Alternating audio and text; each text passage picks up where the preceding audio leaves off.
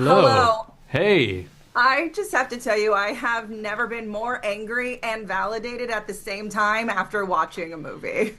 Yeah, right? Wasn't Iris so frustrating?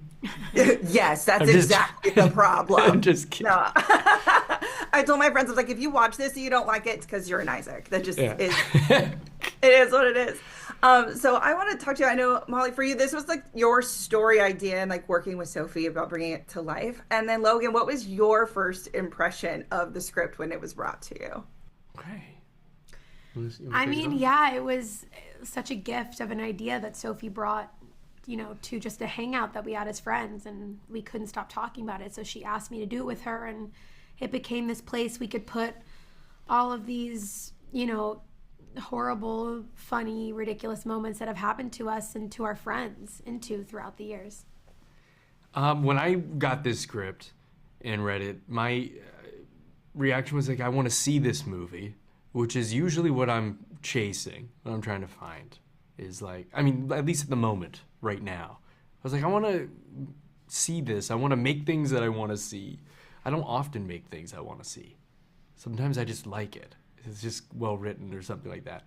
But this was so well written and fun, and I felt like it added to the genre of romantic movies and had something to say, and it was really holding the mirror up to the times and filling like a little bit of a void in I guess the movie theaters right now. And I want to see this.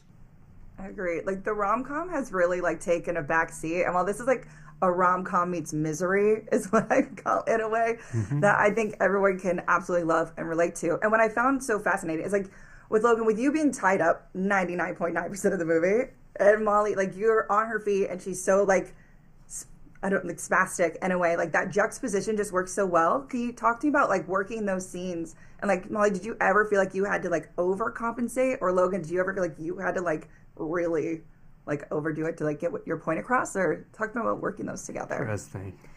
You know, I thought it was going to be harder, but for some reason it actually felt easier because it felt like we were in a play or something.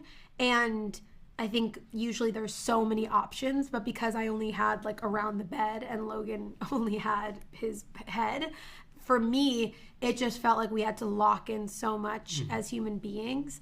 And he was so available to me as a person. So it actually felt very free and connected. I was I was scared. I was hopeful it was working, but I was like, oh, is this going to work on camera and not feel redundant? But as an actor, I actually felt very free within the constraints. But he was actually tied up. So. I was limited, but it was great. And it was so wonderful working with Molly. And the other element of this that people probably don't think about is the third, the third person or perspective or whatever for us is the camera and like keeping that fresh in a space. So being considerate of like how can our movement in this room change throughout the movie so we're not repeating like the same thing. And it was like subtle differences for me in a bed and mostly camera and you. But it was great. It was such a awesome experience.